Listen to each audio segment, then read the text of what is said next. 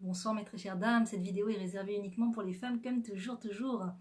Alors ce soir c'est sur le thème du bébé qui pleure parce que la maman s'absente quelques instants, elle va aux toilettes ou elle parle 2 minutes et le bébé pleure. En général ça arrive vers l'âge de 10 mois, 11 mois et plus, peut-être un peu avant, après c'est sûr aussi. Qu'est-ce que ça veut dire? Qu'est-ce que ça veut dire que l'enfant pleure? Qu'est-ce qu'on doit comprendre de cela? Comment réagir? Comment aider l'enfant, le bébé, pour qu'il se construise de manière à ce que... Est-ce qu'il soit... C'est souvent la question des mamans, en fait. Je ne viens pas poser cette question, mais souvent j'entends cette question, des fois. Comment est-ce que je peux faire pour aider mon bébé à moins pleurer quand je pars, quand je disparais? Voilà, c'est ça la vraie question, c'est ça le vrai thème. Comment je fais pour rendre service à mon bébé, pour l'aider à surmonter le fait que je vais partir, que je vais me retirer, que je vais disparaître? C'est la question. C'est la question. Alors il faut faire attention parce que souvent les mamans s'expriment par rapport à un problème qu'elles ont, une question, une énigme qu'elles ont par rapport à leur bébé. Et des fois, les conseils qui vont être donnés autour ne sont pas toujours les meilleurs. Il faut faire attention. Il faut faire attention. Il faut savoir à qui on pose des questions. Il ne faut pas accepter tous les conseils comme argent comptant. Il ne faut pas accepter tous les conseils comme réponse suprême à la question. Moi, je me souviens quand je venais d'avoir mon premier enfant, je ne savais pas du tout qu'est-ce qu'on fait avec un premier bébé, quel est le programme, qu'est-ce qu'on fait, à quel âge, et quand, et quel est l'âge pour. Et donc la première, ma grande énigme, c'était quand est-ce qu'il faut amener un bébé au GAN, quand est-ce qu'il faut amener un bébé au jardin d'enfants, à la maternelle. Et donc j'ai posé vraiment la question à la première. Il n'y avait pas encore Facebook, en tout cas c'était pas encore assez suffisamment populaire pour que j'y aille poser ma question. Donc j'ai posé la question à la première venue, et la première venue m'a donné un très mauvais conseil. Aujourd'hui, après coup, je me rends compte que c'était pas la vérité. Et pourtant, j'ai pris les choses comme la réponse absolue. Cette personne m'a dit, dès que ton enfant a 10 mois ou dépasse les 9 mois, c'est le moment de l'amener au jardin d'enfants, c'est le moment de l'amener au GAN. Est-ce que vous avez vu que le coussin est assorti à la robe? Je trouve ça incroyable, c'est pour ça que je voulais vous le montrer, mais voilà, il faut que je m'en serve maintenant. Alors, et donc cette histoire-là m'a marqué et m'a appris comment je sais que c'est pas la réponse absolue et que c'est pas la réalité et que c'est pas la vérité.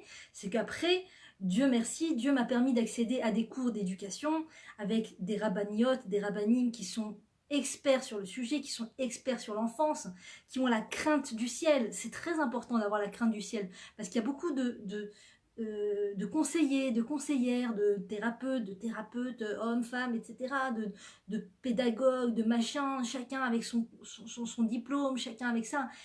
Et il faut savoir que pour ce sujet extrêmement important qui est l'éducation des enfants, c'est essentiel que les personnes à qui l'on pose des questions aient la crainte du ciel.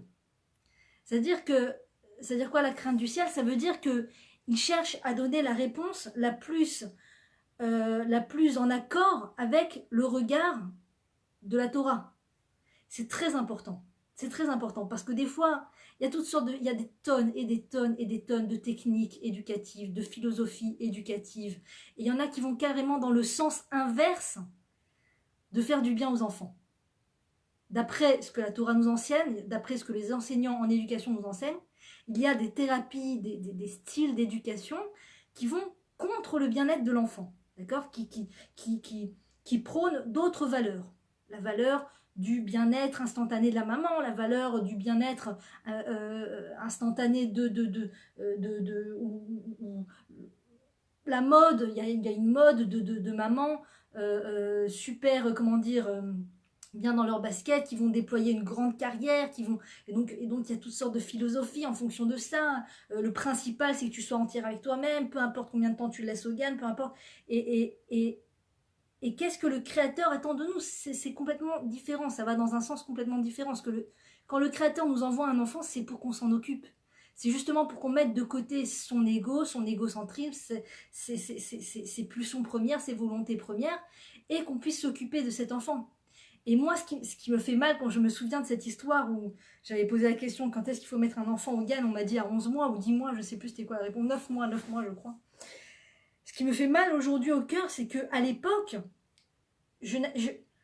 J'aurais été prête à accepter ce qu'on m'aurait dit. Ça veut dire que si on m'aurait dit 1 an, 2 ans, 5 ans, 6 ans, moi c'est mon premier. Je suis éperdument amoureuse de mon enfant. Je veux le meilleur pour lui. Je veux le meilleur pour lui. Il faut savoir que quand une maman aime son enfant et qu'elle pose une question par rapport à son enfant, en général, elle pose la question dans le sens de quel est le mieux pour mon enfant? Quel est le meilleur pour mon enfant? Et moi, ce que je demandais, c'était quel est le mieux pour mon enfant? Et quand la personne m'a dit 9 mois, 9 mois, c'est évident que c'est pas le mieux pour mon enfant. C'est peut-être le mieux pour une maman qui travaille, qui doit reprendre le travail. C'est peut-être le mieux pour une maman qui n'a pas la force de s'occuper de son enfant. C'est peut-être le mieux pour une maman qui a, je sais pas, un besoin pressant de devoir faire autre chose que de s'occuper de son enfant. Peu importe. Mais moi, disons qu'avec, étant donné que c'était le premier, étant donné que, et d'ailleurs, pour tous les enfants, c'est pareil, je veux toujours leur bien, c'est ça qu'une maman doit vouloir, leur bien, le bien des enfants. C'est pas chercher avant tout son petit confort personnel. C'est de chercher avant tout le bien de l'enfant. Ce que je vais vous dire ce soir, c'est écrit dans le livre Et eux dans tout ça, que vous pouvez trouver sur Amazon.fr, qui est un livre sur l'éducation des enfants. Amazon.fr qui livre dans le monde entier. Et eux dans tout ça, par Livia Sarah Atlan, à un prix vraiment bas et livrable dans le monde entier. Donc je ne vais pas exactement lire le texte parce que je sais à peu près le fond que je veux apporter ce soir. Ce que je veux dire, c'est que pourquoi un enfant pleure quand sa maman disparaît? D'accord. Alors des fois, on peut croire que c'est parce que la maman, elle est trop présente avec l'enfant. La maman doit moins porter l'enfant. La maman doit plus souvent s'éloigner de son enfant pour l'habituer. C'est des choses qui sont dites et qui ne sont pas vraies. C'est pas vrai. Que la maman doit de plus s'éloigner de l'enfant, plus le laisser à garder pour l'habituer à se faire au fait que la maman va s'éloigner petit à petit. Et c'est pas vrai, toutes ces choses sont fausses. Toutes ces choses sont fausses. Un enfant, jusqu'à l'âge de 3 ans, logiquement, ne doit pas être séparé de sa maman. Le mieux, ça veut dire plus il est près de sa maman, plus il est avec sa maman, mieux c'est. Si c'est faisable, si c'est possible, c'est pas faisable pour tout le monde, c'est pas dans les capacités de tout le monde, c'est pas dans les possibilités de tout le monde. Des fois, la femme a une autre grossesse, elle doit accoucher, bien entendu qu'elle doit faire garder son enfant pour pouvoir récupérer des forces, c'est évident. Les premiers mois, au moins, c'est une évidence. Mais il faut savoir que dans l'idéal, si une maman maintenant pose la question sincèrement du fond du cœur, je veux le meilleur pour mon enfant, je n'ai rien qui ne me presse, j'ai aucune obligation professionnelle, rien, je ne dois de compte à personne, Dieu merci, je veux le meilleur pour mon enfant. Maintenant, quel est le mieux pour mon enfant? Eh bien, sache qu'il n'y a pas mieux que la présence de la maman pour l'enfant. Il n'y a pas mieux, il n'y a pas mieux. La maternelle, amener un enfant au gagne, une maîtresse d'école, une maîtresse de jardin d'école, même avec vraiment la fille, avec la vocation super passionnée par son métier de garder les enfants, ne sera jamais aussi bienfaisante pour l'enfant que la présence toute simple de la maman qui n'a aucun diplôme de gardienne d'enfants, de pédagogie, de philosophie, d'éducation. Elle n'a rien étudié, elle n'a rien appris. Elle est mieux, sa présence de la maman est meilleure pour l'enfant que n'importe quelle présence au monde. La maman, c'est c'est Aleph. Aleph. La grand-mère, le père, c'est Beth. La gardienne d'enfants, c'est Guimel. Il y a un ordre dans l'appréciation du bébé. Il y a un ordre dans les personnes qui font que par leur présence, ils nourrissent l'enfant. Pas seulement au niveau de la nourriture qu'ils font rentrer dans le tube digestif, mais au niveau du fait d'être présente. Par la simple présence, une maman nourrit son enfant de plein d'autres choses qui ne se voient pas à l'œil nu, mais de plein de choses.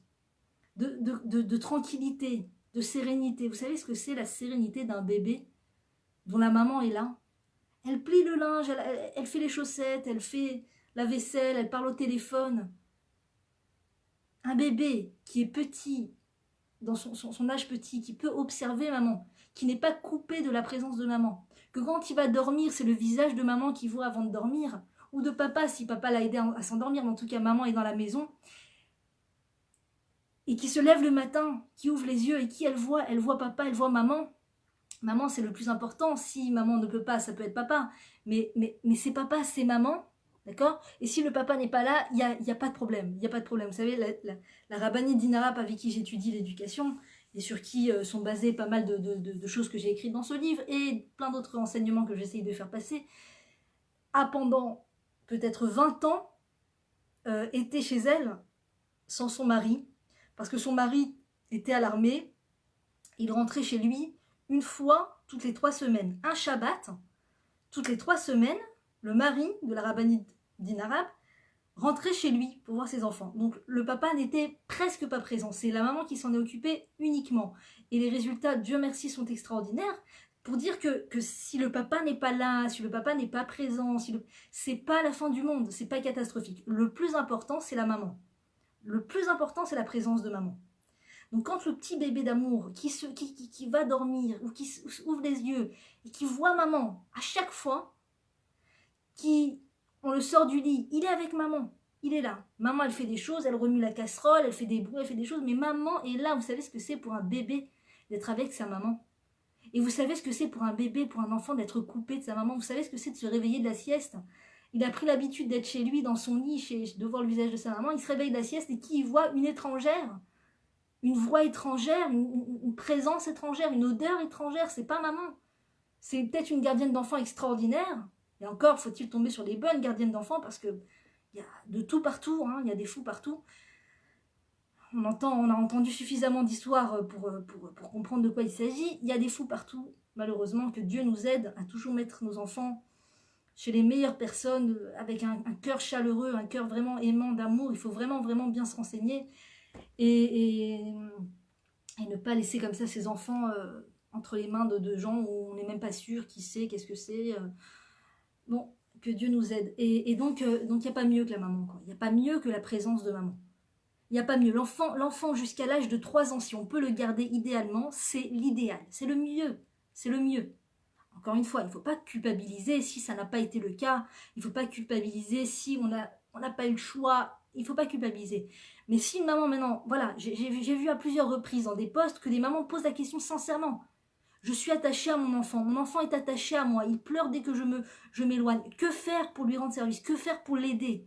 Alors pour l'aider, si tu veux vraiment l'aider, sois présente le plus possible. Qu'il ait le moins de raisons possibles de pleurer.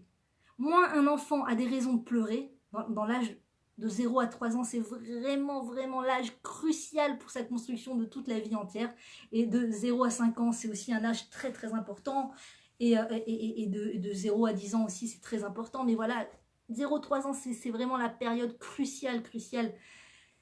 Moins un bébé pleure à cette période, plus la maman comprend que sa place est avec l'enfant, que c'est un moment où l'enfant il a besoin de capter des énergies, une présence de maman, et plus elle rend service à son bébé. Et il ne faut pas avoir peur de le prendre dans les bras beaucoup, de le caresser beaucoup.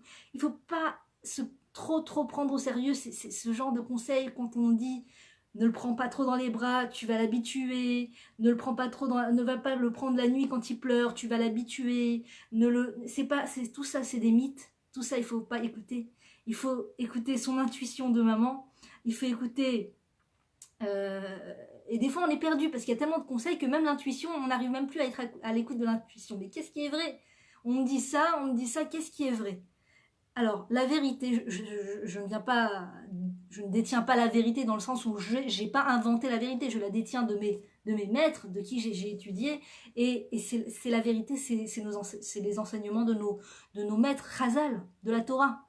Tous les cours de la rabbinite d'Inarab sont basés sur des mécorotes de la Torah, sur des sources de la Torah, que nos maîtres viennent nous enseigner de la Torah. Qu'on ne doit pas laisser un bébé pleurer la nuit. Que maman doit se lever pour aller chercher son bébé, pour le caresser, pour lui donner un biberon. À la limite, tu lui donnes le biberon, tu fermes la porte, tu sais qu'il va pleurer une minute et il va s'endormir, c'est une chose. Mais s'il doit pleurer plus qu'une minute, 5 minutes, 10 minutes, c'est déjà trop.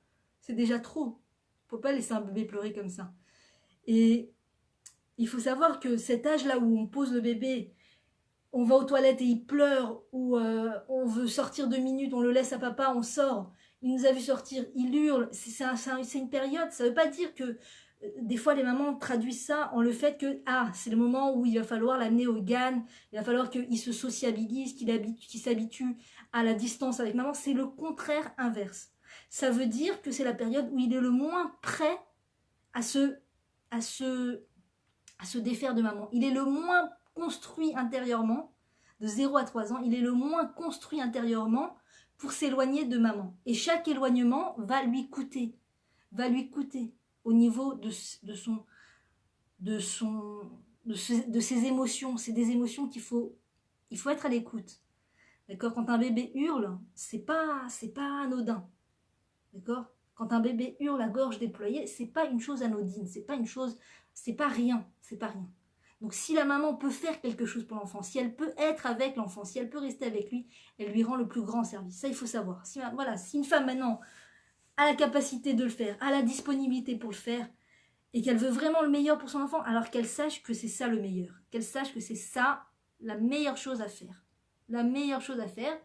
Et par là, Dieu est en train de lui apprendre à rejeter les invitations de l'extérieur, à rejeter toutes ces choses très aguicheuses qui nous donnent envie de courir vers ces choses-là, vers le travail, vers le métier, développer, faire les courses, aller, je veux sortir, je veux aller là, il y a un mariage, il y a un truc. Il faut apprendre, Dieu est en train de nous apprendre ce qui s'appelle la gvoura, le courage de dire non, en tout cas mentalement, de dire non à toutes ces choses-là. J'aurais aimé faire, c'est vrai, avant je faisais les courses avec tellement de facilité, de mobilité, maintenant j'ai le bébé, le temps de sortir, c'est une grosse organisation, et quand je sors, il pleure et tout ça. Eh ben, essaye de trouver une solution pour sortir le moins possible, pour être avec le bébé. Quand le bébé dort, il n'y a aucun problème, quelqu'un le garde, ton mari le garde, le bébé dort, tu peux sortir, tu dois sortir, respirer l'air, marcher, aller au canyon, peu importe, mais bien sûr que tu dois te servir de ce moment-là pour récupérer des batteries, mais c'est pas grave si pendant de longues heures tu vas être sous ton toit au contact de ce petit bébé pour lui donner tout ce qu'il a besoin. C'est pas grave, il faut pas voir ça comme une défaite ou comme une contrainte ou comme de voir sa vie se restreindre à beaucoup moins qu'avant. Avant, on pouvait sortir, on allait là-bas avec mon mari, on a fait tous les restos de telle ville et machin et tout, on est parti, on est sorti. Tout d'un coup, ce petit bébé, je peux plus aller aux anniversaires des amis, je peux plus sortir, je peux plus. Et c'est exactement ce que Dieu veut. C'est exactement ce que Dieu veut. C'est qu'il veut, c'est une période dans la vie où il veut que sa fille apprenne à faire face aux responsabilités de ce petit bébé, à lui donner ce qu'il a besoin. En l'occurrence ma présence, parce que lui préparer un biberon à l'avance, j'ai mis des biberons au lait, j'ai préparé ça, c'est pas toujours ce que le bébé n'a pas seulement besoin du biberon ou du lait de maman, c'est pas seulement le lait de maman, c'est un tout, c'est la présence avec. Quand tu allaites le bébé, c'est qu'il soit proche de toi, qu'il sente ton odeur, qu'il sente ton battement, ça le rassure encore une fois et encore une fois et encore une fois, ça le rassure. Et il fait la différence nette entre maman et mamie, entre maman et quelqu'un d'autre.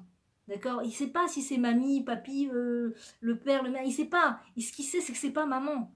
Et ça, il le ressent. Et plus il ressent maman dans son âge petit, plus il ressent maman qui est là, qui le prend sur elle, qui n'est pas complexé, qui n'a pas honte de tout ce que les gens disent. Pose-le, si tu le tiens trop, t'as vu, mais t'es trop en osmose avec lui, il faut que tu te détaches, il faut que tu apprennes à te détacher. Toutes ces phrases qui viennent détacher la maman de l'enfant, c'est très problématique. Faisons très attention, je me le dis à moi, je nous le dis à nous toutes, faisons très attention de ne pas conseiller les mamans dans un sens qui vont les détacher de leur enfant. C'est pas bon. C'est pas bon, c'est pas ce que le Créateur attend de nous, c'est pas ce que Dieu attend de nous, c'est pas ce que la Torah attend de nous. La Torah attend qu'il y ait une osmose entre la maman et le bébé. Il faut savoir que plus il y a cette osmose entre la maman et le bébé, plus il y a ce rapprochement, plus il y a ce lien, plus il y a ce quotidien où tous les jours, je suis là. Un jour, la rabbinite Mendelovitch a dit, elle était tellement en osmose avec son bébé qu'après 1 an, son mari lui a dit, j'ai l'impression que ça fait 1 an que ce bébé fait partie de toi. c'est une continuité de toi. Enfin, vous êtes une personne, on dirait. On dirait que ça fait 1 an que toi et ce bébé, vous êtes une personne. Et elle a dit, c'est à ça qu'une maman doit arriver. Faire un avec son bébé. Faire un, ne pas si vite, si rapidement courir ailleurs, courir, s'éloigner. Il ne faut pas briser ce lien. Pour rien au monde, il faut briser ce lien. Pour rien au monde. Il faut au contraire renforcer ce lien. Et plus la maman, elle renforce ce lien, plus elle est dans ce qui s'appelle une messirut nefesh, c'est-à-dire un don d'elle-même. Elle va faire un don d'elle-même pour l'allaitement, même si c'est pas agréable, même si... Il y a des femmes pour qui, la plupart, pour qui c'est très agréable, c'est merveilleux, c'est un bonheur pour la maman et pour le bébé. Des fois, il y a des filles qui souffrent, des femmes pour qui c'est plus difficile, des femmes pour qui c'est plus difficile. Et bien, si la femme, malgré tout, elle va faire un don d'elle-même, elle va faire tout ce qu'elle peut pour l'allaiter, tant qu'elle pourra, tout ce qu'elle peut pour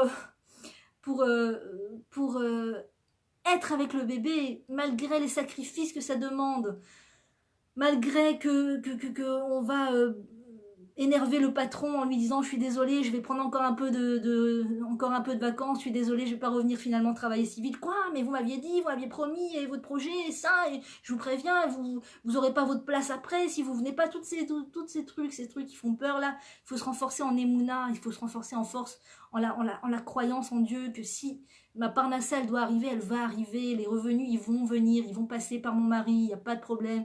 La parnassa c'est décidé le jour de Rosh Hashanah. Les revenus d'une personne sont décidés le jour de Rosh Hashanah. Chaque personne, sa parnassa, le jour de Rosh Hashanah, elle reçoit, on lui dit, telle personne va recevoir tant cette année. Donc c'est pas en rapport avec les heures, c'est pas parce que je suis retournée au travail juste après l'accouchement ou 3 mois après l'accouchement ou très rapidement que je vais aider, je vais être vraiment, comment dire, efficace dans les revenus, dans la parnassa. La parnassa, elle peut passer par mon mari, elle peut passer plus par mon mari.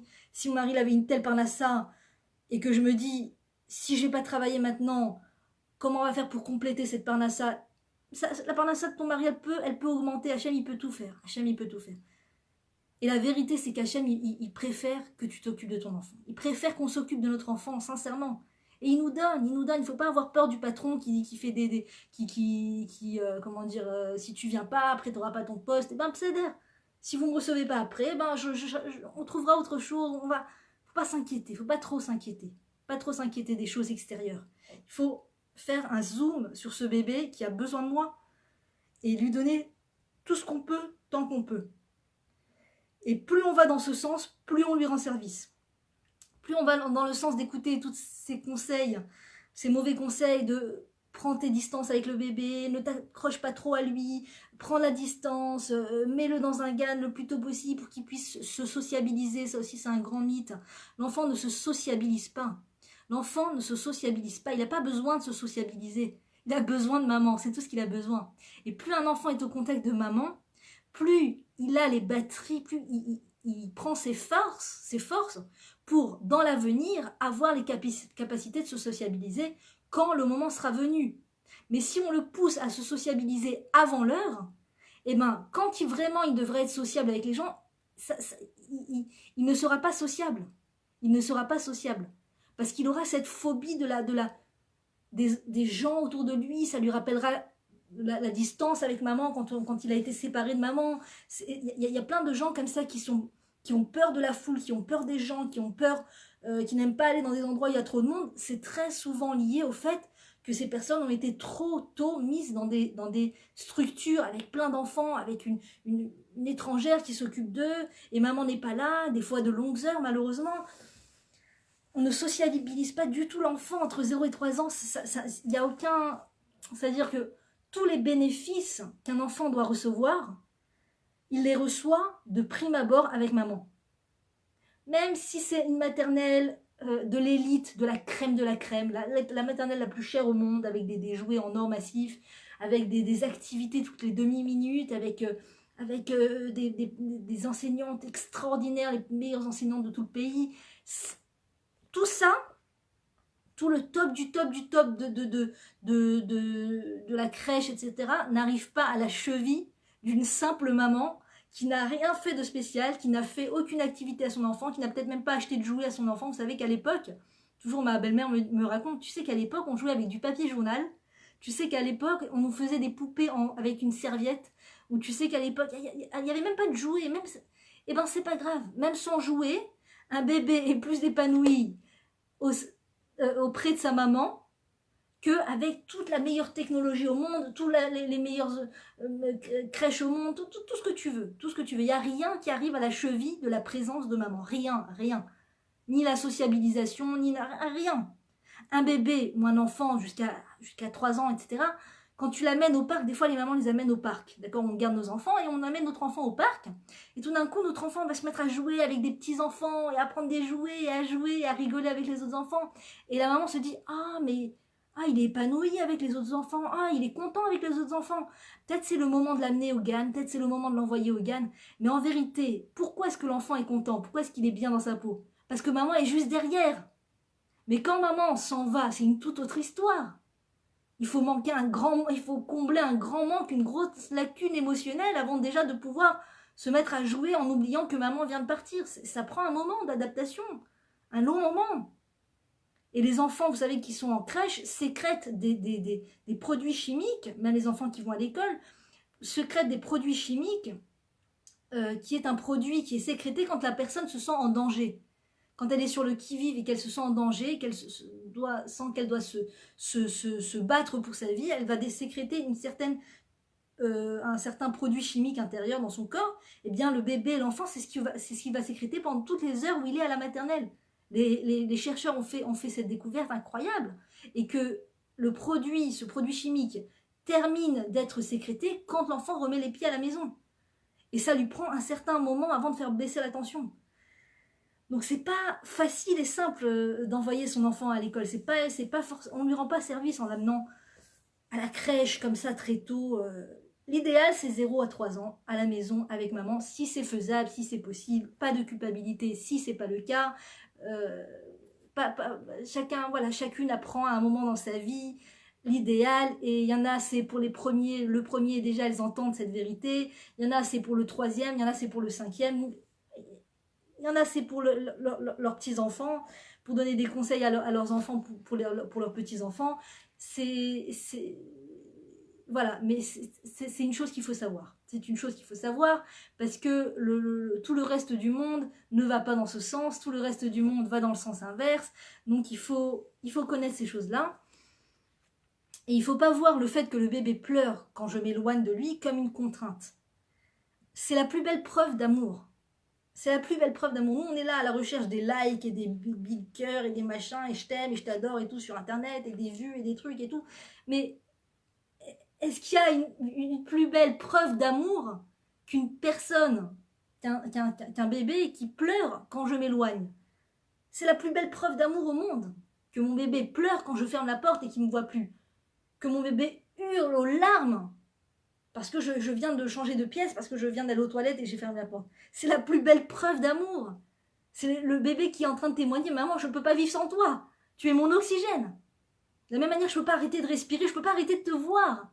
Tu es ma vie, tu es la personne grâce à qui je vis, grâce à qui la vie vaut d'être vécue. Sans toi, la vie ne vaut pas d'être vécue, maman. Est-ce qu'il y a une plus belle déclaration d'amour au monde que ça? C'est fou, et nous on court vers ce smartphone, là, ce Tamagotchi des années 2019. Moi j'appelle ça le Tamagotchi parce que à l'époque, le Tamagotchi, qu'est-ce que c'était? C'était un petit robot dans lequel tu recevais ton quota d'émotions, parce que c'est un petit bébé, une petite bête qu'il faut faire vivre, qu'il faut nourrir, qu'il faut caresser, câliner, tout ça de façon robotomisée. Je ne sais pas si vous vous souvenez de ce jeu des années 90, je ne sais plus. Eh ben, le smartphone, c'est le Tamagotchi de l'époque, le Tamagotchi moderne. Parce qu'on reçoit tout son quota d'émotions, qui est faux, qui est virtuel, qui est illusoire, sur les smartphones. Voilà, les likes, je t'aime, je t'adore, ma big sœur, big sœur, ma machin, big bisous, big machin et tout. On se fait des câlins, on se fait des rebooks et tout sur smartphone, mais c'est rien du tout en vérité. Et des fois, la mère, la mère, elle reçoit son quota d'émotions, et elle oublie qu'en vérité, son quota d'émotions, elle devait le recevoir avec son bébé, avec son enfant, avec son mari. Et du coup, ça, comment dire, ça nous fait oublier notre vraie intuition de maman. Ça nous emmêle les pinceaux dans notre réelle intuition de maman, à savoir que j'ai un besoin de quota d'émotion et que mon enfant a un besoin de quota d'émotion. Et que mon enfant ne va pas recevoir son quota d'émotion par Facebook ou par le smartphone. Je vous le souhaite et je souhaite à tous les enfants de la planète de ne jamais avoir besoin, de ne jamais avoir à recevoir leur quota d'émotion par Internet, qu'ils puissent rester le plus en bonne santé possible, le plus tard possible. Bezrat Hachem, merci pour les partages, merci beaucoup. Merci beaucoup, beaucoup, beaucoup. Ça fait vraiment vivre les vidéos et ça fait augmenter les vies. Je vous remercie et je vous encourage toutes à partager, appuyer sur ce petit bouton partager. Donc l'enfant, lui, il reste avec son quota d'émotions à remplir, et la maman, elle, ça y est, elle a rempli son quota d'émotions, elle a eu tous ses likes, elle a eu toutes les personnes qui ont pris à cœur son statut ou son commentaire et tout ça, et elle s'est sentie épanouie, remplie émotionnellement, bien sûr, ce qu'il faut, et du coup, il n'y a pas le rapport vraiment d'émotion avec le bébé, et le bébé, il reste là avec son quota non rempli d'émotions, de besoins de câlins, de besoins comment dire, d'exprimer son amour qu'on a pour lui, notre amour qu'on a pour lui, toutes ces choses-là. Quand une femme vient de dépenser toutes ses énergies d'émotion, tout son jus émotionnel sur Internet, elle est pauvre d'émotions, elle n'est plus en capacité de dire à son bébé combien elle l'aime, elle n'est plus en capacité de dire à son mari combien il lui a manqué, combien elle est reconnaissante envers lui pour telle ou telle chose. Ça y est, j'ai sorti mon jus d'émotions sur Internet, j'ai rempli mon quota d'émotions sur Internet, et du coup, eh bien, on est comme blasé émotionnellement. Et du coup, on ne sait plus qu'est-ce que mon enfant a besoin, de quoi il a besoin. Vous croyez que nos grands-mères, elles demandaient à leurs voisines Chelbia, à quel âge il faut mettre les enfants au GAN à quel âge Mais c'était quelque chose qui était naturel pour eux, ils ne posaient même pas les questions. Ça allait de soi, c'était jusqu'à 3 ans, le bébé était à la maison avec la maman. Et c'était rare d'envoyer les enfants et les bébés dans des maternelles, dans des choses comme ça. C'était rare, en général, il était à la maison avec maman. Donc c'était comment dire, l'intuition saine. L'intuition était encore saine, mais aujourd'hui avec tout cet emmêlement de pinceaux, avec tous ces esprits complètement retournés, on ne sait plus quelle est la place de la femme, quelle est la place de l'homme, quel est le rôle des enfants, quel est le rôle de la femme, quel est le rôle du mari. On ne sait plus, tout est mélangé, chacun dit ce qu'il pense. Il y a des grosses modes de carriérisme et de montrer ses capacités au sein de la société, de sentir qu'on est un maillon de la société, qu'on fait partie de cette société extrêmement productive. Et du coup, tout ce qui est vraiment, vraiment important, c'est-à-dire le relationnel avec l'enfant, est complètement mis de côté. Ça devient comme quelque chose d'insignifiant, de pas important. D'ailleurs, vous remarquerez que dans les discussions anodine entre les gens en général, quand une personne questionne une femme, il ne demande pas combien tu as d'enfants, combien de repas tu leur donnes par jour, quel repas tu leur donnes par jour, combien de fois tu t'es levé la nuit. Il leur demande alors tu fais quoi dans la vie, qu'est-ce que tu fais, je suis avec les enfants à la maison. Non mais à part ça, qu'est-ce que tu fais dans la vie, sinon tu fais quoi d'autre dans la vie, sinon quel est ton métier, sinon quel salaire tu gagnes, sinon quels vêtements tu t'es acheté ces derniers temps, sinon où vous allez en vacances. C'est toutes ces choses extérieures en fait. La société est comment dire, très curieuse de savoir quel est notre niveau de vie, et en vérité les choses essentielles, c'est-à-dire est-ce que j'ai donné à manger à mon enfant aujourd'hui, est-ce que je l'ai pris dans mes bras, est-ce que je l'ai caressé, est-ce que j'ai eu un contact de peau, de ma main qui a touché sa peau, qui a touché son corps, qui a vraiment eu un contact avec le bébé, avec l'enfant. Vous savez que les enfants ont besoin d'être touchés. De la même manière qu'ils ont besoin d'être nourris, ils ont besoin qu'on les caresse. Ils ont besoin qu'on les prenne dans nos bras. Et il faut trouver les techniques, il faut trouver les moments pour essayer de les prendre et d'être avec eux sur le fauteuil, je sais pas, chacun trouvera son moyen. Aller à la piscine avec un bébé, c'est c'est super. Aller à la piscine avec un bébé, si vous avez l'occasion de faire ça. Allez à la piscine, si vous n'avez pas l'occasion, ne culpabilisez pas. Mais si jamais vous avez du temps libre et vous vous demandez qu'est-ce que je pourrais faire de ce temps libre, allez à la piscine avec votre enfant, allez à la piscine avec votre bébé. Il n'y a pas comme contact de la maman qui porte le bébé contre elle dans l'eau ou même peu importe, mais c'est des choses, ça c'est le vrai service qu'on peut rendre à la société. Parce que plus maman donne un quota émotionnel à l'enfant, plus elle amène des êtres équilibrés dans cette société. Et c'est de ça que la société a réellement besoin. C'est pas de compétences professionnelles, c'est pas de chiffres qui font sauter les plafonds, de salaires faramineux, c'est pas de ça que la société a réellement besoin. C'est ce que la société apprécie énormément, mais en vérité, ce n'est pas de ce de quoi elle a besoin. La société a vraiment besoin de personnes équilibrées émotionnellement, qui ne sont pas qui ne sont pas violents verbalement parce qu'ils sont mal à l'intérieur, qui ne sont pas violents de quelque manière que ce soit, qui ne sont pas cyniques. D'accord, une société avec des gens cyniques, c'est très très maladif, c'est très dommage et problématique qu'une société soit cynique. Le cynisme ne doit pas faire partie de la vie de l'être. Des gens en bonne santé, qui quand ils disent quelque chose, ils le pensent, qui sont chaleureux, qui ne sont pas là à toujours croire qu'on veut se servir d'eux et qu'on leur veut du mal et que derrière chaque acte, chaque pensée, chaque chose se cache quelque chose de contre eux. Ou des gens équilibrés émotionnellement, qui ont suffisamment de force émotionnelle intérieure pour à leur tour aider les autres, aider ceux qui en ont besoin, aider ceux qui sont pauvres émotionnellement et autres. Et pour pouvoir être ce genre de personnes avec des épaules qui veulent donner à la société, apporter à la société, et en plus qui ont vraiment les forces, les vraies forces pour apporter à la société, il faut pour ça avoir reçu un quota émotionnel important dans son enfance. Il faut s'être senti en sécurité dans son enfance. Et comment un enfant se sent en sécurité? Quand maman est présente, quand maman est souriante, quand il y a de quoi manger, il y a de quoi manger, les choses essentielles, les choses de base, quand maman est chaleureuse, quand maman me regarde d'un bon regard et même inconditionnellement, peu importe mes échecs, peu importe mes réussites, maman m'aime quoi qu'il arrive, et j'ai pas le sentiment permanent de décevoir ma maman, de décevoir mes parents, de décevoir ma maman. Ça, ces choses-là vont construire l'être, vont construire la personne. Et pour que maman puisse répondre à tous ces critères, toutes ces choses-là, il faut qu'elle soit disponible. Et pour qu'elle soit disponible, il faut souvent qu'elle retire de ses épaules toutes ces lourdes, comment dire,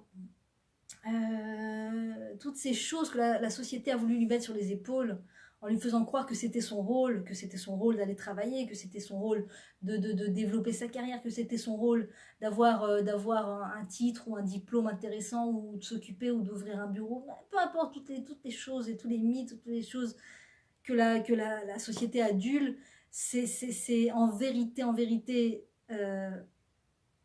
comment peut-on savoir qu'on apporte vraiment la bracha à la société? Comment on peut savoir qu'on apporte vraiment de la bénédiction à la société? En vérité, c'est en étant droite et honnête avec la situation dans laquelle Dieu me met.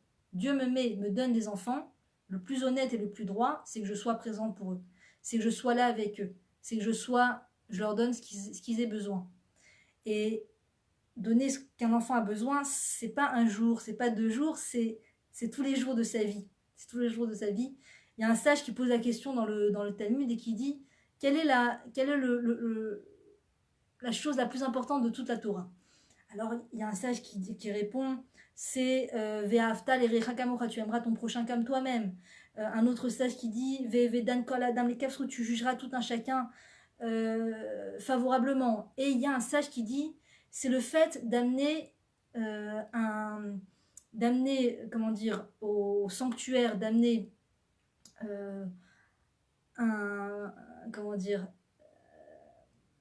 je sais plus comment on dit le mot, korban, d'amener un korban, un sacrifice le matin et l'après-midi, d'amener un sacrifice le matin et l'après-midi, d'amener un sacrifice, il y a un passou comme ça dans la Torah qui dit tu amèneras un sacrifice tous les matins et tous les après-midi, quelque chose comme ça.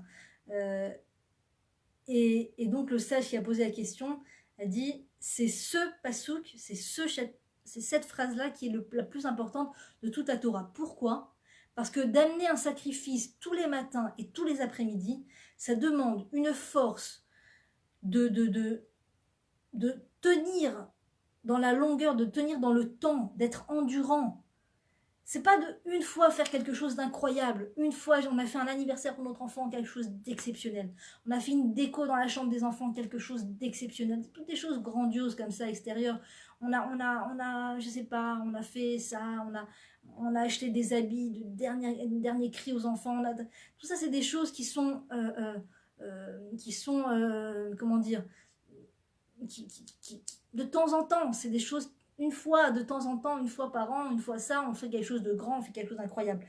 Et ce que nous demande la Torah, c'est d'être tous les jours au rendez-vous. De tous les jours apporter ce que les enfants ont besoin. Tous les jours leur donner ce dont ils ont besoin. Ne pas rater un jour, ne pas oublier de leur donner à manger un jour, ne pas oublier de les prendre dans les bras un jour, ne pas oublier Bien sûr, la vie est faite pour s'améliorer, il ne faut pas culpabiliser si on n'a pas été conscient de toutes ces choses auparavant, il ne faut pas culpabiliser, mais ce qu'on entend dans un cours de Torah, en général, c'est pour l'avenir, c'est pour mettre en pratique dans l'avenir, Bezrat Hashem. Donc, ce que Dieu attend de nous, en vérité, c'est cette endurance, c'est cette restriction qu'on se donne à être là tous les jours. Changer la couche tous les jours, pas une fois de temps en temps, pas quand elle déborde et qu'elle va exploser, pas quand mon enfant, que Dieu préserve, a la peau rouge de sang, parce que je l'ai laissé avec des excréments pendant je sais pas combien de temps. Quand l'enfant a besoin qu'on lui change la couche, instantanément, je me lève, je change la couche. Je ne laisse pas mon enfant attendre avec une couche qui le dérange et tout. C'est des choses que les créateurs aiment plus que tout. Vous ne recevrez jamais, je crois, est-ce que quelqu'un a déjà dit bravo à une femme parce qu'elle a changé la couche de son enfant? Même les parents les plus aimants ne pensent pas dire bravo à leur enfant qui à son tour est devenu parent du fait qu'il a changé la couche à son enfant. Personne, il n'y a pas une personne au monde, je ne crois pas qu'il y a le prix Nobel du changeage de couche, le prix Nobel la femme qui a plus de rapidité à changer la couche de son enfant, ou la femme qui change la couche de son enfant avec de façon la plus agréable pour le bébé, est-ce que ça ne soit pas douloureux avec des bagues énormes et des montres énormes? On n'y pense pas à ça, hein, c'est vrai, mais quand on change la couche de l'enfant et qu'on a des bagues et des accessoires et tout, c'est très désagréable pour le bébé. Donc il n'y a pas de prix Nobel de la femme qui change le plus rapidement la couche à son bébé et de la façon la plus agréable. Il n'y a pas de prix de ça. Personne ne dira jamais bravo pour ça. Et pourtant, c'est la chose la plus aimée du Créateur. La plus aimée du Créateur. Parce que d'abord, c'est quelque chose qui ne reçoit aucun honneur pour ça. On ne reçoit aucun honneur. Et c'est vraiment personne ne nous voit, personne n'est témoin de ça. Ou même si des gens sont témoins, ils ne sont pas admiratifs de ça. Donc c'est vraiment faire les choses dans l'humilité, à l'ombre des honneurs le plus total. Et pour le bien de ce petit bébé qui, quoi qu'il arrive, ne me reprochera jamais de ne pas lui avoir changé la couche ou de lui avoir changé la couche. Jamais il va me dire maman pourquoi tu m'avais pas changé la couche ou pourquoi tu changes-moi la couche plus vite. Jamais. Donc personne ne me le dit, personne ne me dit maintenant il faut changer la couche, personne ne me dit bravo. Et malgré tout, malgré que je suis occupée ou que je suis fatiguée, je me lève et je change la couche. Je me lève et je donne à manger à ce bébé. Je me lève et je lui fais à manger. Et il veut pas. Et combien de mamans qui témoignent du fait qu'elles ont tout essayé, tous les purées, tous les goûts, et qu'elles en peuvent plus parce que le bébé il veut rien manger et tout. Et bien malgré tout, je me casse encore la tête à trouver une autre recette. Malgré tout, je demande, je prie Hachem, mon Dieu, je t'en supplie, aide-moi à nourrir ce petit, aide-moi à nourrir cette petite, aide-moi à trouver une bonne recette qui va vraiment lui donner envie de se nourrir et de se nourrir de façon vraiment comme il faut, que ce soit vraiment, masbia, on dit que ça puisse être vraiment... c'est important de faire des plats qui soient où le bébé est repu, qui soient vraiment des plats où le bébé quand il mange il est repu, parce que quand on met que des légumes ou que des je sais pas si vous avez déjà mangé un repas que de légumes, c'est pas consistant. Il faut des choses consistantes. Alors il faut rajouter un peu de farine, une farine complète ou farine. Il faut se casser la tête, trouver des choses qui aient du goût, que ce soit bon, que ce soit avec des vitamines. Il faut se casser la tête, vraiment. Je le dis pour moi-même. Hein, je me travaille dessus. Toutes les choses dont je vous parle, c'est des choses sur lesquelles je me travaille. Donc j'en parle justement aussi pour m'améliorer avant tout. Et si ça peut aider des mamans, alors c'est bienvenu. Mais voilà, il faut qu'on continue à ne pas perdre espoir de leur donner ce dont ils ont besoin. Si on trouve une bonne recette, quelqu'un qui a fait une bonne purée ou quelque chose, lui demander la recette. Voilà, donner des choses saines aux enfants, pas donner du sucre. Les sucres, c'est très mauvais pour les enfants, très très mauvais pour les adultes aussi, mais pour les enfants, ils sont vraiment au début de leur... Ils se construisent au niveau de leur corps et ils ont besoin de toutes les vitamines et de tous les meilleurs aliments possibles. Donc, des glaces à Valvolo et toutes ces choses-là, encore, on peut faire des glaces saines, on peut faire des glaces saines, ils adorent. Tu prends un verre en plastique, tu mets du jus de raisin c'est super sain, il n'y a pas de sucre dedans, c'est que du raisin, 100% de raisin.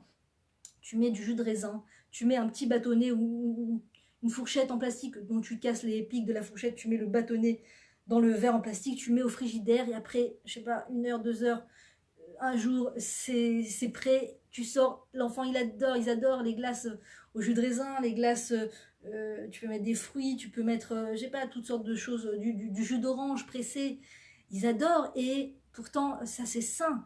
Alors que toutes ces glaces qui nous vendent là dans les supermarchés, toutes ces glaces, c'est rempli de sucre et addictif et tout. Il y a la maladie du diabète, c'est une maladie c'est la maladie du siècle. Et quand le diabète arrive, que Dieu préserve, c'est pour la vie. La personne doit se piquer à l'insuline. Donc c'est dommage de laisser les enfants consommer tellement de quantité de sucre. C'est très mauvais. Le diabète fait perdre la vue. Le diabète fait perdre les membres du corps. On a été obligé, que Dieu préserve, je m'excuse de passer d'un sujet à l'autre, mais parce que en plus, surtout en été, on a tendance à donner des glaces aux enfants, on a tendance à leur donner des boissons sucrées et tout ça. Ils n'ont pas besoin de tout ça. C'est le sucre, c'est l'ennemi numéro un. Ça apporte l'eczéma, ça apporte le diabète, ça apporte tous les... Les diététiciens appellent le sucre le tueur silencieux. Parce que on boit, on mange le sucre, on absorbe le sucre, le corps sur le moment ne montre pas. Mais tous les... Waouh. Toutes les découlées viennent par la suite, viennent après. Tous les effets secondaires viennent ensuite. Donc voilà, je vous parle de ça parce qu'en ce moment je suis en plein dans cet esprit de réflexion. Donc voilà. Évitez le sucre. Les enfants, je vous assure, ils n'ont pas besoin de tout ce sucre. Ils n'ont pas besoin. On peut tout à fait leur faire des cakes sans sucre et remplacer le sucre par du miel de date, par des dattes, par du sirop d'érable sans sucre, hein, parce qu'il y a le sirop d'érable et le miel de date avec sucre.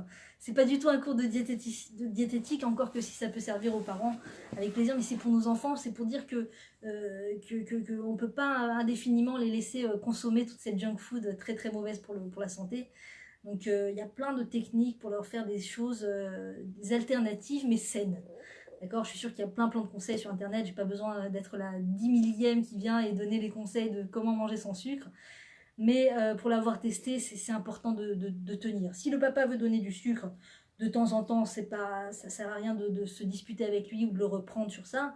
Mais tant que nous, on peut mettre la main à la pâte pour leur faire des plats équilibrés, leur faire des gâteaux sans sucre à base de miel de date ou des choses comme ça, c'est mieux, c'est tellement mieux. Et puis quand c'est fait maison, ils adorent, ça leur donne un sentiment très agréable de rentrer de l'école. Je ne dis pas que j'y arrive souvent, mais quand ils rentrent de l'école et qu'il y a une odeur d'un plat qui a été cuisiné ou une odeur d'un gâteau, d'un truc comme ça, c'est un autre monde pour eux. Ils sont heureux, ils sont joyeux, ils viennent, ils mangent, ça leur remplit. Ça, c'est ma maman à chaque fois qui me le dit, ma fille, cuisine, fais des plats, tu vas voir, ça va ça va les épanouir, ils vont de plus en plus prendre, être confiants en la vie. Quand on rentre à la maison, il y a à manger. Quand on rentre à la maison, maman a pensé à nous. Moi, une fois, comment je suis arrivée à cette prise de conscience, et encore, je me travaille beaucoup dessus, c'est que une fois, j'ai dû passer la journée dehors. D'habitude, je suis à la maison. Donc, je suis à la maison. Donc, après, je vais chercher les enfants, je les ramène. Mais j'ai passé le gros de la journée à la maison. Et dernièrement, je devais passer la journée à l'extérieur parce que j'avais un rendez-vous dans une école avec mon enfant. Et en même temps, j'ai été rendre visite à mes plus grands dans une autre école. Donc, j'ai passé la journée dehors. Il faisait très, très chaud. Et j'étais avec eux dehors. Après, on est rentré à la maison. J'ai eu une migraine tellement il faisait chaud et tellement j'avais pas suffisamment bu et suffisamment mangé. Et je suis rentrée à la maison avec eux et je me suis dit, tu te rends compte, c'est ça qu'ils vivent tous les jours. Ils sont sous cette chaleur. Ils sont dans les trajets, ils sont là, ils vont du terrain de football au truc et machin, et ils vont avec les copains dans la cour et sous le soleil, ils jouent, et ils n'ont pas forcément tout ce qu'il faut à manger, ils n'ont pas forcément tout ce qu'il faut à boire. Après, ils rentrent à la maison. Je me suis dit, mais combien c'est important. Quand je suis arrivée, moi, à la maison avec cette migraine, je me suis dit, ouais, il n'y a rien à manger, il y a rien de prêt à manger. Là, j'ai tellement faim, j'ai mal à la tête, j'ai besoin de boire, j'ai besoin de manger. Ouais, c'est dans cet état que mes enfants rentrent à la maison, en fait. Dans cet état où ils étaient sous le soleil, ils ont passé par des trajets, ils ont été dans le bus de l'école, dans le machin. C'est vraiment physique. Et quand ils rentrent à la maison, ce jour-là, j'ai vraiment une conscience à quel point c'est important qu'il y ait quelque chose à manger dès qu'ils rentrent, qu'il y ait des choses sur la table, des fruits coupés, des choses bonnes à manger, saines, et vraiment qui leur redonnent des batteries, de l'eau fraîche, etc. On peut leur faire du limonana. Voilà, je donne des conseils pour les grandes vacances, pour s'occuper avec les enfants. On peut leur faire du limonana. Limonana, c'est la boisson à base de citron et de menthe. Mettre un citron, couper un citron, mettre juste la pulpe du fruit et mettre de la menthe, bien laver et nettoyer, mettre des glaçons et puis du miel, au lieu de mettre du sucre, du miel, et puis mixer le tout, mettre ça au frigidaire, et c'est glacé, et ils adorent, et ça leur donne des forces, et c'est bon, et c'est rafraîchissant, et ça montre que maman elle était là et qu'elle a fait quelque chose pour eux. Donc c'est formidable, c'est formidable il ne faut pas croire que ça sert à rien. Il ne faut pas croire que ça sert à rien. Je sais que, Dieu merci, on a une famille incroyable à côté de chez nous. Une famille incroyable, un rave et une rabbinite qui habitent à côté de chez nous, qui sont formidables et qui ouvrent grand leurs portes pour la Seuda Shlichit. À chaque fois, tous ceux qui veulent venir sont les bienvenus. Et il y a toujours une table géante de nourriture incroyable que la rabbinite fait pour tout le monde. Même quand ils sont tous les deux tout seuls, que les enfants sont pas là, ils continuent de faire une quantité de nourriture incroyable. Vraiment, tout est fait à la main, la pâte de la quiche, tout est fait à la main, le cake, le gâteau, et puis elle se casse la tête pour trouver des recettes saines et tout. Et c'est vraiment un kiff d'arriver chez eux, de manger comme ça et tout. Bon, et après, il y a le Dvar Torah du Rav qui est vraiment formidable aussi. Et chaque fois que la rabbinite elle dit toujours cette phrase, elle dit, on se rend pas compte à quel point la nourriture est importante. On se rend pas compte à quel point, à chaque fois, elle le dit comme ça de temps en temps, mais à chaque fois ça me rentre dans la tête comme ça, et je me dis, Livia, écoute ce qu'elle dit, la rabbinite. C'est tellement important. On se rend pas compte à quel point la nourriture, c'est important. On se rend pas compte. Alors maintenant, je dis pas qu'il faut devenir fou. Moi-même, je vous ai donné des conseils dans d'autres vidéos où je dis qu'il ne faut pas se casser la tête à trop cuisiner, à acheter des plats très originaux. Il faut faire ce que les enfants ont réellement besoin et demandent réellement, et ce que le mari aime aussi. Et souvent, on pense souvent dans les périodes où les enfants sont petits, ce que j'ai souvent dans les vidéos, c'est que dans les périodes où les enfants sont tout petits, on va souvent inviter des gens et commencer à galérer, à se prendre la tête, à leur faire à manger, à leur faire des trucs de fou à manger. Et en vérité, on a un petit peu laissé aller les enfants, on a un petit peu méprisé les enfants parce qu'on était occupé à cuisiner et qu'on devait se dépêcher de cuisiner pour les inviter. Ça, c'est quelque chose dans lequel on doit faire attention de ne pas tomber. C'est-à-dire, si à la limite il ne faut pas avoir d'invités pendant toute la période où les enfants sont petits, pour ne pas trop se mettre la pression au niveau de la cuisine, j'encourage. Si des fois on doit acheter tout prêt, si des fois on doit acheter une pizza, j'encourage à ces choses-là aussi, parce que il y a des moments où la pression est forte, des moments où la femme vient d'accoucher, des moments où les enfants ont besoin de la maman et la maman n'est pas là à pouvoir vraiment cuisiner. Mais moi je parle que si on a du temps de libre maintenant, et qu'on ne sait pas quoi faire, qu'on se met à repeindre une pièce, ou qu'on se met à faire je sais pas moi, des choses extérieures et tout, il faut se dire que la chose la plus importante à faire si on a du temps de libre, c'est de faire la cuisine pour nos enfants. Si on peut, si on a l'occasion, si on a la capacité, c'est de faire la cuisine pour eux. D'essayer de comprendre qu'est-ce qu'ils aiment, et malgré tout leur faire des plats des fois, même s'ils n'aiment pas trop, où il y a vraiment des vitamines, où il y a vraiment parce qu'on peut pas, s'ils aiment que les pâtes au fromage ou que les pâtes au ketchup, on peut pas leur faire indéfiniment des pâtes au ketchup. Il faut leur donner des vitamines, il faut leur donner des choses saines. Donc, des fois, moi ça c'est ma belle-sœur, que Dieu la bénisse, qui m'a donné ce conseil. Elle m'a dit, Livia, le plat le plus simple, le moins cher et le plus sain au niveau des vitamines que ça apporte, c'est la soupe de poulet. Tu achètes un poulet entier, le poulet entier ça coûte encore moins cher, tu le mets dans une grosse casserole pleine d'eau, tu rajoutes les légumes que tu veux, carottes, pommes de terre, courgettes, ce que tu veux, du persil, du céleri, ce que tu veux, ce que les enfants aiment. Et tu peux rajouter des petites pâtes si possible, à base de farine complète, c'est encore mieux, c'est encore plus consistant la farine complète, ou des petites pâtes normales, vermicelles si vous n'avez pas. Et tu laisses couvert 1 heure, 2 heures, je sais pas combien de temps ça cuit. Moi, en général, je mets à feu doux avant d'aller chercher les enfants. C'est-à-dire, c'est pas un feu, c'est une plaque vitrocéramique, donc c'est pas du feu vraiment. Je pensais vraiment pas parler de ce sujet ce soir, mais bon, ça vient. Je mets ma marmite sur ma plaque vitrocéramique au numéro 3, on va dire, c'est très bas. Et je vais chercher les enfants. Et ensuite, quand je reviens, en général, le plat est prêt. Baruch Hashem, c'est un miracle, mais voilà, je mets des choses, pas des choses que quand ça cuit trop, c'est pas bon. Des choses que plus ça cuit, mieux c'est. Donc, ces choses-là que je laisse sur la plaque vitrocéramique, pas sur le feu du gaz. Hein. Ça, je crois que c'est dangereux, à mon avis, je sais pas. Et quand les enfants, et je reviens avec je fais le circuit pour aller chercher les enfants, je reviens à la maison avec les enfants, et le plat est prêt. Donc, je leur sers chacun celui qui veut manger. En général, ils veulent pas tous manger. En général, le grand, il veut manger, les petits, ils veulent pas. Quand mon mari arrive, je lui demande, je t'en supplie, essaye de faire manger un petit peu celui-là qui n'a pas voulu, celui-là qui n'a pas voulu, parce que je veux qu'ils prennent un peu de vitamines. Il leur fait un petit jeu comme ça, 1, 2, 3, machin, Abraham, Yitzhak, Yaakov et tout, ils se mettent à manger, et tout d'un coup ils retrouvent l'appétit, ils se mettent à manger. C'est important d'essayer de leur faire manger des choses saines. La rabbinite Dina raconte que sa maman avait un des enfants, un des frères de la rabbinite Dina était malade. Et donc, il y a une période où elle était obligée de lui faire manger une certaine quantité de nourriture très saine, consistante, pour qu'il puisse guérir. Et que les médicaments puissent ne pas lui causer de problèmes dans le corps. Et donc, qu'est-ce qu'elle faisait pour qu'il mange cette nourriture saine? Elle lui racontait toujours une histoire très prenante, incroyable. Elle dit, l'histoire terminait toujours au moment de la dernière bouchée. Ça veut dire qu'en fait, elle racontait l'histoire uniquement juste pour qu'il se concentre sur l'histoire et pouvoir lui donner à manger. C'est important aussi que le moment du repas, ça ne soit pas un moment de stress. Un moment genre, mange, ouvre la bouche, j'ai cuisiné, j'ai travaillé dur. Pas un moment de stress. Vous savez, je ne sais pas si vous avez remarqué, mais nous, pour digérer comme il faut, on a besoin de manger dans un cas, si possible, une atmosphère calme, un cadre calme. On a besoin qu'il n'y ait pas de bruit, qu'il n'y ait pas de cris. Je ne sais pas si ça vous est déjà arrivé, que vous êtes en train de manger et quelqu'un vous parle du sujet que vous n'avez pas envie d'entendre, ou vous fait une réflexion vraiment pas sympa et vous êtes en train de manger. Je ne sais pas si vous connaissez ce truc, mais tu as l'estomac qui se serre, tu n'as plus envie de manger. J'ai déjà entendu des gens qui mangeaient et quelqu'un a dit quelque chose. Ah, j'ai plus l'appétit, tu m'as fait perdre l'appétit. Donc nous-mêmes, on a besoin de ce calme, on a besoin de cette tranquillité pour manger, si possible. Si des fois il n'y a pas le calme, bon, on fait avec. Mais l'idéal pour bien digérer, c'est vraiment qu'il y ait un calme, qu'il y ait une ambiance calme, une atmosphère calme. Eh bien, les enfants ne sont pas différents de nous, ils sont pareils. Ils ont besoin de calme pour manger. Donc, c'est vrai que eux, ils vont touiller, ils vont prendre, ils vont jeter, ils vont faire une guerre de boulettes, ils vont se lancer des boulettes et tout. Il ne faut pas trop s'inquiéter de ça.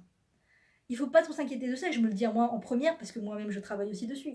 C'est important de se dire que, d'abord, c'est extrêmement positif pour eux de touiller la nourriture. Vous savez, de 0 à un certain âge, quand on touille la nourriture, c'est extrêmement positif pour les mains, pour le corps, pour la conscience de son corps, de pouvoir toucher la nourriture, toucher la qualité de la nourriture, la matière. Parce que nous, aujourd'hui, on est blasé devant ces choses-là. On ne va pas commencer à touiller le riz, on ne va pas commencer à touiller notre nourriture. On connaît la texture et ce n'est pas un kiff pour nous. Mais par exemple, quand on fait de la challah, d'accord, on fait du pain, et qu'on touche la pâte, qu'on prend la pâte, qu'on malaxe la pâte, ou alors qu'on marche les pieds nus sur le sable. Toutes ces choses-là, c'est des choses qui viennent, faire une thérapie du corps. C'est une thérapie pour le corps. Quand on touille la pâte ou qu'on marche les pieds nus sur le sable et tout ça, c'est une thérapie pour le corps. Une thérapie pour le corps. Et quand les enfants touillent la nourriture, touillent l'eau, mélangent l'eau avec les pâtes, jettent un peu à côté, jettent par terre et tout ça, vous ne pouvez pas imaginer comme c'est constructif pour eux. Quel plaisir et quel bonheur ils en retirent. Et combien ça les construit dans leur compréhension des matières, que quand je jette, ça tombe vers le bas. Parce que c'est pas évident pour nous. On sait qu'on connaît la loi de la gravité. On sait que quand on jette, ça tombe vers le bas. Mais pour eux, ils ne le savent pas. Et c'est des vrais explorateurs. Ils sont en train de découvrir quel matériau va vers le bas, qu'est-ce qui gicle, quand l'eau éclabousse, quand je mélange de l'eau avec autre chose, ça fait de la boue, des fois ça fait de la terre, des fois ça fait ça. C'est pour eux un moment d'apprentissage et d'épanouissement incommensurable. Donc si la maman a la patience de permettre à l'enfant de jeter les... jusqu'à tard, hein, jusqu'à 10, 11, ils prennent du plaisir à ça, c'est possible. En tout cas, dans l'âge enfant, c'est très très important de les laisser faire leurs expériences. Si le mari n'apprécie pas ces expériences, quand il est là, minimiser ce genre d'expérience. Mais quand on a l'occasion, si le mari n'est pas à la maison à un moment, ou qu'il travaille, ou qu'il n'est pas encore rentré, permettre à l'enfant de touiller sa nourriture, de jouer avec sa nourriture, plus on le laisse faire, et plus on lui rend service. Après, avant que le mari arrive, on nettoie tant qu'on peut, aussi rapidement qu'on peut, par respect pour son besoin de l'ordre, c'est important. Le mari a besoin d'ordre quand il rentre à la maison, c'est important. Donc si on peut nettoyer avant qu'il arrive, c'est bien. Si on peut pas, c'est pas la fin du monde, mais c'est bien en tout cas de permettre à l'enfant de touiller la purée, de touiller les légumes, d'en mettre partout. Vous savez, ces phrases des gens, mais c'est pas comme ça qu'on mange. L'enfant, bon, on mange avec la cuillère. L'enfant a 1 an, 2 ans. Mais enfin, on mange avec la cuillère. Mais enfin, on met les coudes sur la table. Mais enfin, la serviette. Mais enfin, le truc. Ne rentrez pas trop dans cette crispation et dans ce stress. En vérité, ce qui est bon pour l'enfant, c'est qu'on le laisse touiller sa nourriture et jeter autant qu'il veut. Et tous les enfants, ils ont besoin, ils veulent faire une petite course, se jeter des pâtes, ils veulent, je sais pas moi, ils se disputent entre eux. Laissez-les faire, laissez-les faire. Si vous n'arrivez pas à surmonter ce moment un peu difficile entre eux, mais pour eux c'est le bonheur, hein. Il faut savoir que pour eux c'est le bonheur. Eh bien, à la limite, quittez la cuisine, allez dans le salon, asseyez-vous sur le fauteuil. Le mieux, c'est d'être avec eux, mais c'est pas grave si vraiment vous sentez que les enfants font monter chez vous la pression par rapport au fait qu'ils se disputent, etc. Il vaut mieux quitter la pièce que de se disputer avec eux, que de s'énerver avec eux, mais de les laisser manger, alors comme ils ont envie, de la manière dont ils ont envie, par terre, là, ça, c'est pas très grave, c'est pas très grave. Le principal, c'est qu'ils mangent, le principal, c'est que voilà, ils ont passé ce moment de bien-être avec leurs frères et sœurs. C'est un moment extraordinaire de partage. Il faut pas trop se prendre la tête, il faut pas trop chercher la minutie dans la propreté au moment du repas, ou trop chercher à ce que les enfants nous écoutent et qu'ils fassent exactement ce qu'on leur dit et tout. C'est le moment où il faut lâcher prise. Le moment du repas, il faut lâcher prise et les laisser être le plus naturel et serein possible pendant ce moment, manger à leur façon, et vous inquiétez pas, ça ne va pas les suivre. D'accord? Est-ce que vous avez déjà vu un adulte de 30 ans qui touille sa purée, ou qui jette les pâtes par terre, ou qui hurle contre sa sœur au moment où il parle? Avec le temps, ils vont petit à petit s'assagir, mais si ça vient d'eux, c'est super. Si c'est parce que la maman a mis la pression, ou le papa a mis la pression, parce que... Non, le papa s'il met la pression, encore c'est autre chose. Mais si la maman a mis la pression sur ses enfants pour qu'ils soient cadrés, sages et machin, et nickel, et qu'en effet, tu rentres à la maison de 0 à 7 ans, à 10 ans, ils ont tous la petite serviette, il n'y a pas une patte par terre, c'est vrai que c'est très beau à voir, tu prends une photo, c'est très beau, mais l'ambiance, l'atmosphère est glaciale, les enfants sont glacés, ils ont peur de faire tomber un objet, ils ont peur de faire tomber quelque chose, ils ont peur de toucher leur truc, ils sont déconnectés d'eux-mêmes. Quand la maman va comment dire, à plusieurs reprises s'énerver contre les enfants, à plusieurs reprises reprendre les enfants, à plusieurs reprises ne pas les laisser mettre en pratique ce qu'ils ont à l'intérieur d'eux, on les déconnecte d'eux-mêmes. Et on ne rend pas du tout service à un enfant quand on le déconnecte de lui. Ça peut faire très bonne figure devant les autres, mais on ne lui rend pas service du tout. On ne le construit pas, on ne l'aide pas pour l'avenir.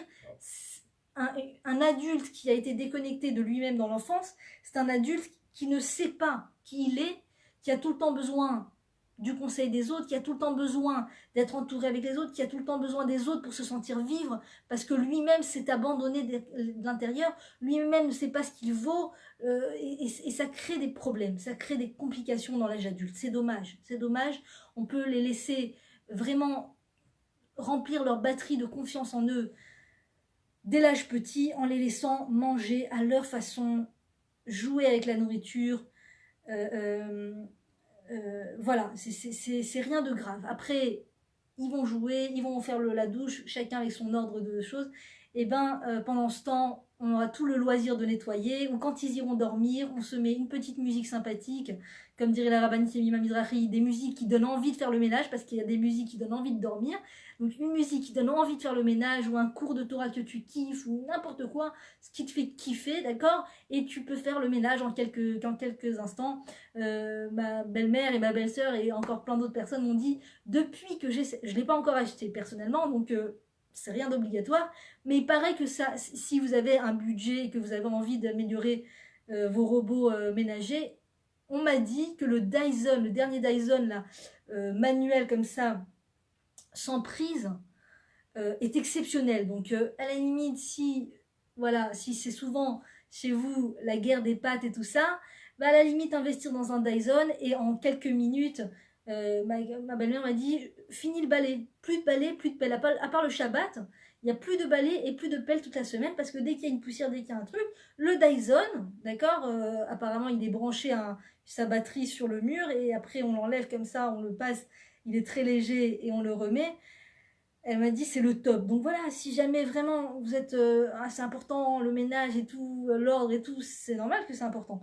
Peut-être investir dans ce Dyson hein, à l'occasion. Moi aussi, si jamais c'est le cas, bah, je vous dirai si ça m'a servi ou pas. Et voilà, se trouver des systèmes pour se faciliter les choses. Et puis, ne pas se faciliter les choses sur le compte des enfants. Ça veut dire, je vais leur crier dessus, je vais leur faire tomber un marteau de 5 kilos sur la tête pour pas qu'ils me mettent une miette par terre. Ou pour pas... une fois, je parlais avec une femme très intelligente qui m'a dit, elle s'occupait de ses enfants qui étaient bébés à la maison. Et en plus de ça, elle avait pris, je crois, 1 ou 2 enfants d'autres personnes dont elle s'occupait pour mettre un peu d'argent de côté. Donc, elle s'occupait de ses enfants et de petits-enfants toute la journée, jusqu'à que les parents venaient chercher leurs enfants. Ensuite, elle se retrouvait seule avec ses enfants, elle leur faisait la routine, repas, jouer, histoire, manger, dodo. Et une fois, elle m'a dit, une fois qu'ils sont au lit, je fais le ménage. Elle me dit parce qu'au début, dès que les parents venaient chercher leurs enfants, j'essayais de faire le ménage, j'essayais de nettoyer, j'essayais de ranger. Mais après, les enfants, ils ressortaient les jouets, ils se mettaient à manger, ils en mettaient de partout. Elle dit, j'ai compris avec le temps que dès que les enfants sont au lit, je fais le ménage. Donc c'est une technique. Chacun va trouver ses marques, il n'y a pas de choses obligatoires et tout ça. Il n'y a rien d'obligatoire, mais c'est pas mal, c'est une bonne technique. Voilà, sans mettre la pression aux enfants. Moi, dernièrement, on était avec mon mari, on était dehors pour un repas, on a mangé dehors avec les enfants. Et à côté de nous, il y avait une autre famille. Et du début du repas jusqu'à la fin du repas, la maman, qui avait une voix extrêmement stridente, qui pouvait tout à fait parler normalement, mais qui, en l'occurrence, quand elle s'adressait à ses enfants, avait une voix extrêmement stridente. Et du début du repas jusqu'à la fin du repas, elle n'a pas arrêté de reprendre ses enfants, de les reprendre. Assieds-toi, mange ici. Viens là-bas, pourquoi t'es parti?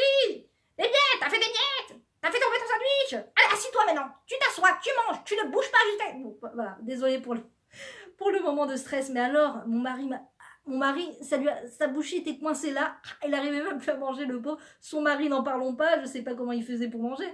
On était tous à crisper. Et j'ai dit, c'est exactement ça qu'il ne faut pas reproduire. C'est exactement ça dont la rabbinite Dinara parle, qu'il ne faut pas reproduire, où c'est le assieds-toi, et le ton monte, et la personne rentre dans la colère, et après ça explose. Alors si dehors, devant des familles, déjà c'était comme ça un niveau je ne peux même pas imaginer quand c'est toute seule dans sa cuisine avec ses enfants. Tu tapes un ulcère au bout d'un an, quoi. C'est pas possible. Alors c'est pas pour ça qu'on a ramené des enfants, c'est pas pour se taper des ulcères. Hein, c'est pour allez, il faut se faire la vie un peu plus facile. Bémette, la femme se rend service à elle-même, s'aide à être en meilleure santé quand elle ne se met pas à taper des crises, à crier et à s'énerver pour un moins, que pour n'importe quoi, et pour un tout et pour rien. C'est pas n'importe quoi. Pour la femme, elle peut dire non, c'est important pour moi qu'il s'assoie et qu'il mange, mais pour tout et pour rien. Et donc sans cesse, et les cris et tout ça, c'est très mauvais pour la santé, les cris. C'est très mauvais pour notre santé à nous, déjà en tant que parents, de crier, d'être sur un mode cri permanent. Et pour les enfants, c'est terrible, c'est terrible. celui qui était le plus âgé de tous, des enfants qui était à l'âge de l'adolescence, je sais pas, 14, 15 ans, il était vraiment le pauvre recroquevillé sur lui, sans vraiment beaucoup de... Il n'était pas très vivant, il mangeait là son sandwich, il avait l'air vraiment désespéré, c'était terrible à subir. Et après, quand on est parti, mon mari m'a dit Baruch Hashem, que tu ne cries pas pendant l'heure du repas. Baruch Hashem, je ne me rendais pas compte à quel point c'était bien, finalement. Donc oui, c'est vrai que ça m'a fait plaisir quand il a dit ça. C'est parce que des fois, il faut voir à l'extérieur des choses comme ça. Mais moi, pareil, hein, je vois des choses comme ça et je me dis Baruch Hashem pour mon mari. Bon, bref, chacun pourra voir à l'extérieur qu'il y a vraiment plus grave que lui, plus grave que son mari, plus grave que ça et sa femme, et nous aider à faire, comment ça s'appelle, relativiser. C'est très important de relativiser, il y a toujours pire, je vous assure. Et donc c'est important de voir le cadeau que Dieu nous a fait dans la vie, en nous donnant ce conjoint, en nous donnant ses enfants, et pour le conjoint, en lui donnant cette femme, etc. Voilà, que dire de plus. On rend un grand service à nos enfants en les laissant faire leurs expériences pendant le moment de la nourriture. Ne pas se sentir victime du ménage, victime de c'est encore moi qui range. Quand les enfants s'allient et qu'après on range derrière eux, il ne faut pas se sentir amoindri ou c'est injuste. C'est pas injuste, il n'y a rien d'injuste. Vous savez, dans le livre Tomer Dvorah, Rabbi Moshe Cordovero Zatzal nous raconte que Dieu en personne nettoie nos avérotes. C'est-à-dire que quand une personne faute, c'est Dieu en personne qui vient nettoyer les excréments de sa faute, vient nettoyer les salissures que sa faute a créées dans ce monde, en sachant que toutes les fautes, que ce soit des fautes conscientes ou des fautes inconscientes, que l'on faute de façon inconsciente, ça crée des choses négatives dans ce monde, ça crée des particules négatives dans ce monde, dans les mondes spirituels, et c'est Dieu en personne qui vient et qui nettoie derrière nos fautes, qui nettoie derrière nous. Est-ce que vous avez déjà entendu Dieu dire bon, bah, c'est toi qui as fauté, c'est toi qui nettoie? Parce que pour nettoyer ses propres fautes, il faudrait passer par la mort, ou par que Dieu préserve des choses très graves, la maladie, ou tout perdre comme Iov, Iov n'a pas fauté, mais Iov s'est trouvé dans la Torah, on nous dit qu'il a été vraiment, vraiment touché par l'épreuve, il a perdu tout son argent, il a perdu tous ses enfants, il a été touché par la lèpre. Donc il faut savoir que quand on faute, si c'était la mesure d'équité dans ce monde qui était en pratique, eh bien normalement on devrait être touché, foudroyé par la foudre sur place. D'accord? L'être faute, tu manges un truc pas cachère, tu crois que c'était cachère, tu manges c'est pas cachère, foudroyé par la foudre. Le ciel te tombe sur la tête.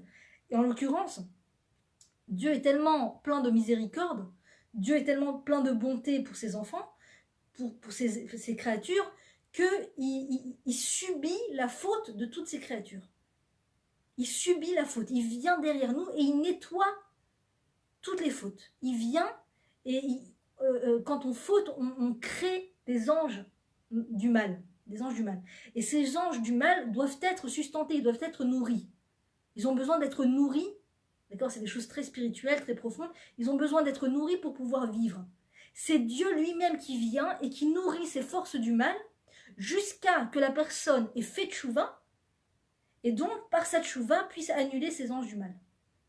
Et pendant tout ce temps, Dieu nourrit les forces du mal. Dieu nourrit les anges du mal. Il nettoie notre faute derrière nous. Il pourrait dire, écoute, tu as fait une faute, tu assumes mon chéri. Tu assumes, hein. Faut payer de toi-même, faut payer. Alors, des fois, tu payes de ta vie, tu payes de ton argent, tu payes de ta santé, et c'est terrible.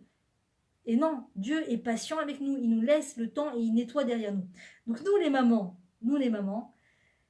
quand on nettoie derrière nos enfants, quand on nettoie la table, quand on range la table, quand on range les jouets derrière eux, je dis pas maintenant, c'est bien aussi qu'ils nous voient ranger, pour qu'eux-mêmes aient envie de ranger. Mais quand cela se réveillera chez eux, quand ils auront envie de ranger et de nous aider, alors à ce moment-là, c'est l'occasion de les laisser nous aider à ranger à leur façon. Même si ce n'est pas le niveau qu'on espérait, c'est important de les laisser. Ils ont une démarche de vouloir nous aider. Là, le plus éducatif, c'est de les laisser nous aider à leur manière.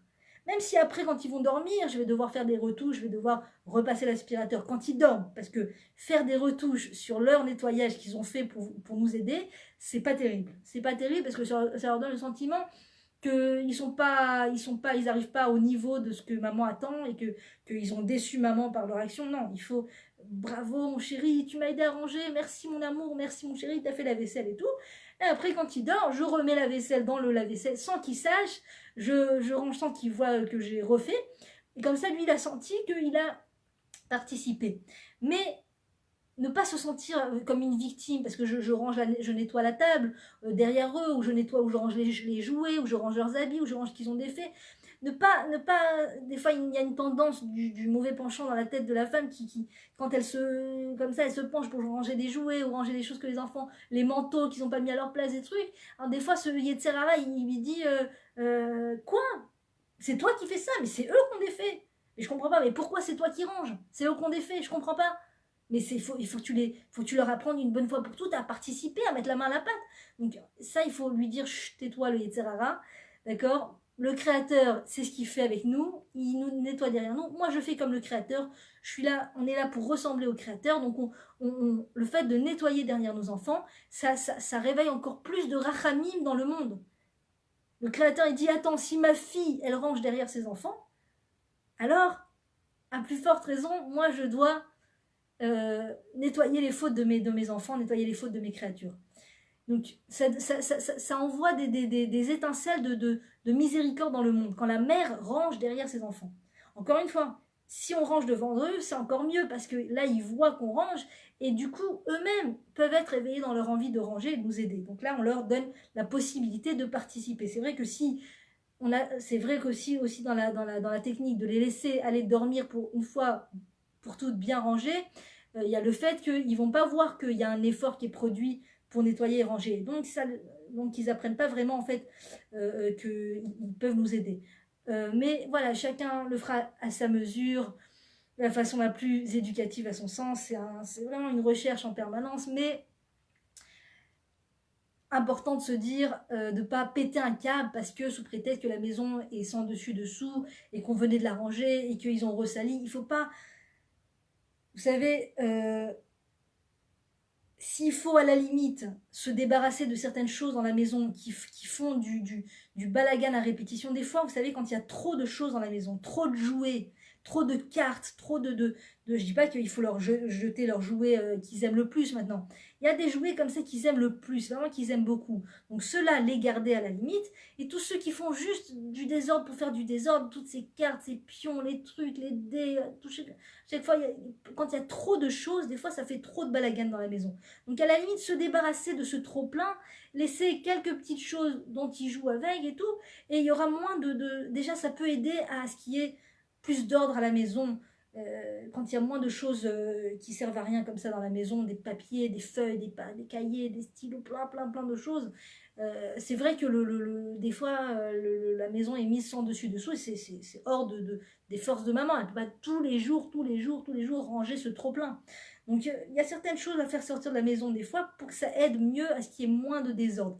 Mais leur laisser quand même un certain terrain de pouvoir sortir et de pouvoir jouer tant qu'ils le veulent sans avoir à leur rappeler en permanence range, nettoie, c'était propre, là là, tout ça. Parce qu'ils ont tout à gagner, parce que c'est la période de l'enfance, c'est la période où vraiment, ils vont vraiment se construire grâce au jeu, ils vont se construire grâce au fait qu'ils n'ont pas encore de responsabilité vraiment sur leurs épaules. Maman est là, elle est responsable pour eux, et ça les tranquillise, et eux, après, quand ils seront parents, eux-mêmes seront responsables. Eux-mêmes, quand viendra le moment d'être responsables, seront responsables. Mais si on cherche trop à les responsabiliser avant l'heure, soyez propres, soyez rangés, soyez trucs, soyez machin, attention, ne faites pas, on leur a pas laissé la période pour se construire. On leur a pas laissé cette période où ils étaient libres de tout. Et quand on leur laisse pas cette période où ils sont libres de tout, eh bien après ils vont la chercher cette période plus tard quand c'est plus le moment. quand c'est pas le moment d'être libre de tout, c'est le moment d'être responsable. Et malheureusement, on va rechercher ça parce que dans l'enfance, on n'a pas réussi à vraiment optimiser, à vraiment déployer et utiliser ces énergies de force et de vie où on a besoin de faire ce que bon nous semble, ce que notre intériorité nous dicte de faire. Voilà mes très chères dames, j'espère que ça pourra nous aider. Moi, en tout cas, je me renforce quand je vous en parle. J'espère que ça pourra aider d'autres femmes. N'hésitez pas à partager, que Dieu nous aide. Et merci pour votre fidélité. À très bientôt.